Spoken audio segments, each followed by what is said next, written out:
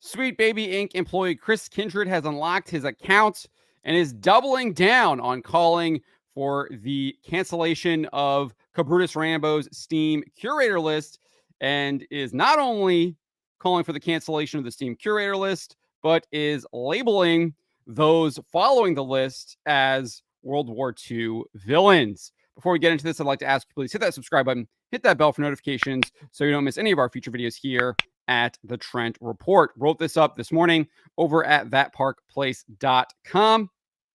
And just to give you a recap, it was Chris Kindred who launched the cancel campaign against the Steam curator list and its creator, KabrutusRambo, back at the end of February, posting this on X. The Steam curator harassment group Sweet Baby Inc. Detected is led by this person, KabrutusRambo. Here's them trying to be slick so they don't get reported, even with the discriminatory language filed off.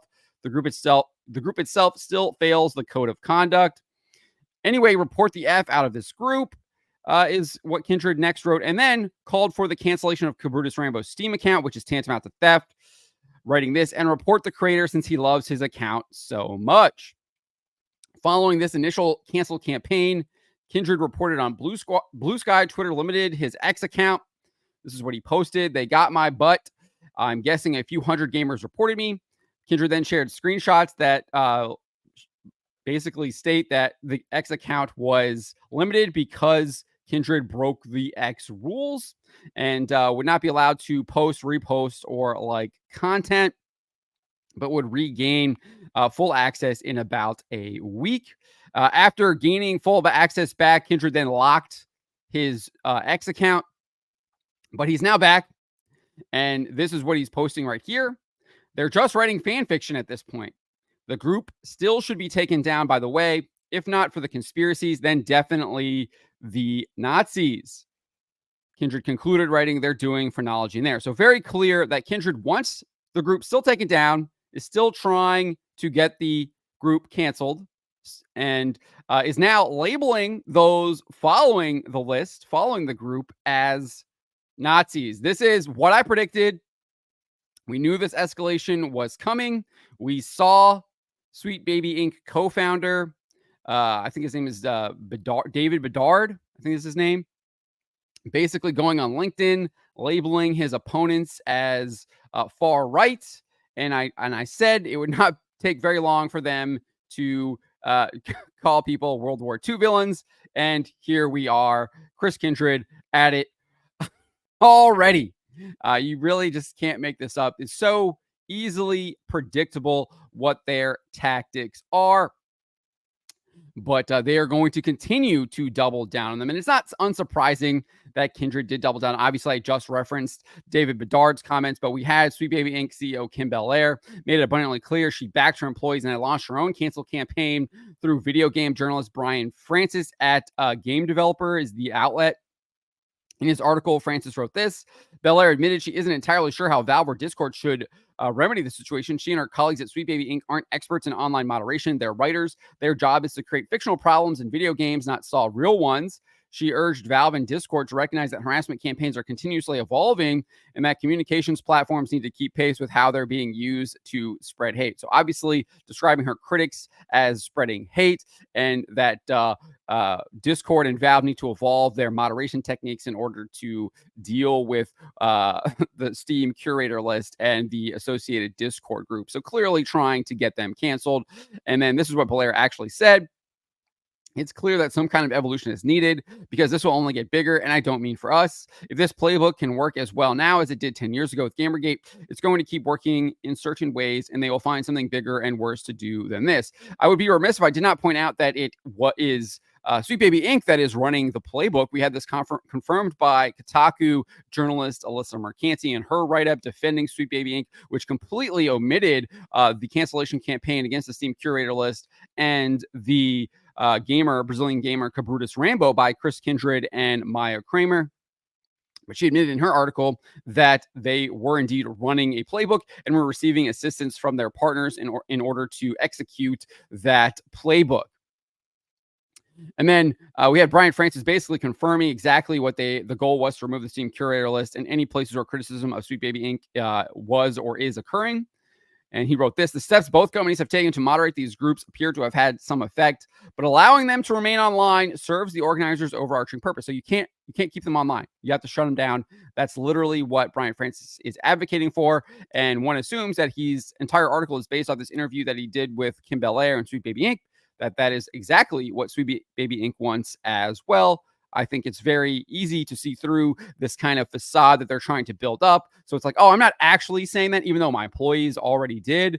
But you can say that in your article about like my nebulous comments that I'm going to give to you. No, we see through the lies. But Francis goes on, recruiting normies with little knowledge of game development to capitalize on their anger and channel them into directing hate speech. Again, people are criticizing them for trying to cancel a Steam list and for what they have stated in the past and what they have done to numerous video games in recent history. This has nothing to do with hate speech. That is just another lie that these people use to try and get you to buy into their immoral ideology and way they want to see the world. But nevertheless, Francis goes on and says, towards Sweet Baby Inc. and anyone else pressing for inclusivity, in video games and beyond. And then he again makes it very clear he wants to shut it all down if those loopholes aren't closed. What are those loopholes? Those loopholes are literally the Steam curator list, the Discord group. He wants it shut down. And I think we can infer that Sweet Baby Inc. does as well. Those bad actors, like, again, look at all of this framing. They're the bad actors. They're the ones who tried to cancel KabrutusRambo. Again, projection. They're always projecting. What they are accusing you of, it's actually what they are doing. Well, I've learned they can target other developers, and this will be the beginning of another massive hate campaign. They're the ones leading the hate campaign. They try to destroy a man's Steam account, try to steal it, which is completely immoral and wrong. And then they're trying to shut down his Steam curator list as well. We'll leave our industry and its people worse for wear. Again, they're the ones who have left the industry worse for wear. Look at Volition after Saints Row absolutely can destroy the entire company. It no longer exists anymore. We're seeing Warner Brothers probably losing around $100 million for Suicide Squad, Kill the Justice League. The list of video game developers and companies shrinking, laying off employees because of a lot of this stuff, because these games are not selling, because people have been soft boycotting them even before this Sweet Baby Inc. detected list was going on. Is what they have done to the industry, what they have done through their injection of this, what they call inclusivity and diversity, which is just code for anti-white. It has destroyed the video game industry, and they're massively contracting right now. Obviously, there's a lot of other factors. You can point to the failure of PlayStation 5, of the most recent Xbox XS, etc. But this stuff does definitely play a factor in it. And I think plays a significant factor. You just look at the sales for Suicide Squad, Kill the Justice League, look at the sales for Marvel's Avengers, etc., etc. Look at the sales of Saints Row. And then just to kind of show how this is not surprising, this is very well documented how these people work. Vox Day pointed this out in his book, SJW's Always Lie, Taking Down the Thought Police. He wrote this. This is the second law of SJWs, which is they always double down. And he says, instead of coming clean in one way or another, the SJW will instead double down and attempt to shore up his lies by concocting an even larger framework of deceit and misdirection to support them. So again, we're already seeing this, right? You saw it with what Kim Belair is doing. You see it with what Brian Francis is doing. You see it with what Chris Kindred just posted. The people that are criticizing them now are now World War II villains, right? It wasn't that before, but that's what it is now. They're coming out with all the ists and the labels and everything like that because they don't actually have any standing. So they're creating this larger framework of deceit and misdirection in order to try and garner support. And we've seen numerous people come out as part of this, right?